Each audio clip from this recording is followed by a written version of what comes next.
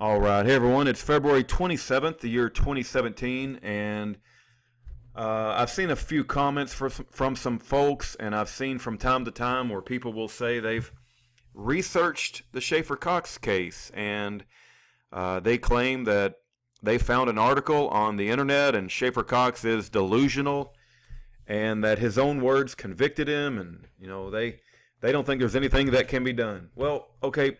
You may think you have researched the Schaeffer Cox case, but looking up a few articles on Google or finding a few articles and reading what mainstream media has to say about Schaeffer Cox is not fully researching the Schaeffer Cox case. I have very specific questions for you, and I'm going to provide you some documents to read.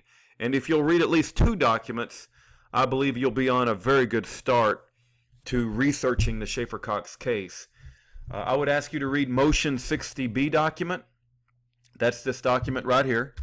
And it's goes through the timeline of events. It was written by Schaeffer, and it's called the Motion60B document. I'll put the link where you can download this and read it. You can download this and read it yourself. Okay, it's a very, very good document that outlines the timeline of events. There's just a good document, right, if that's even a proper phrase, that's called the 66-page timeline, okay? And it goes through how Schaeffer Cox was set up by provocateurs, how the same prosecutors that set up Senator Ted Stevens were involved in Schaeffer Cox's case. Talks about this guy right here who is Polar Pen's lying witness. He is a pedophile. They used known perjured testimony from a pedophile to prosecute Senator Ted Stevens. You say, who did that? Bottini. Who's the prosecutor on Schaeffer Cox's case? Bottini.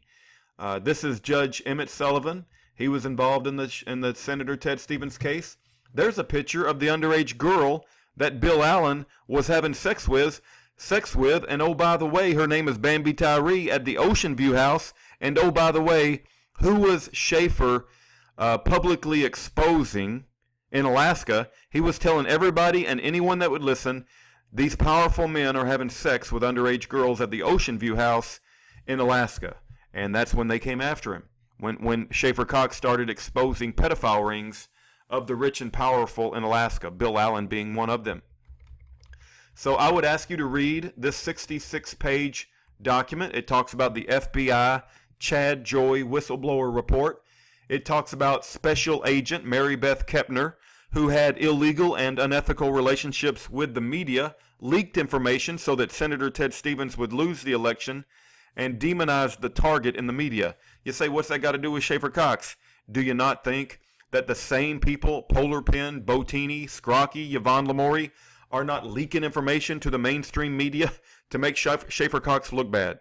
Right? This is an information war, and the FBI has illegal and unethical relationships with the media. Chad Joy blew the whistle on this lady, and who was fired? Was the lady fired? No. She was probably given a promotion, but Chad Joy left the FBI. So I would ask you to read 2 documents. Again, the 66-page timeline, okay? This is this one, and I would ask you to read Motion60B.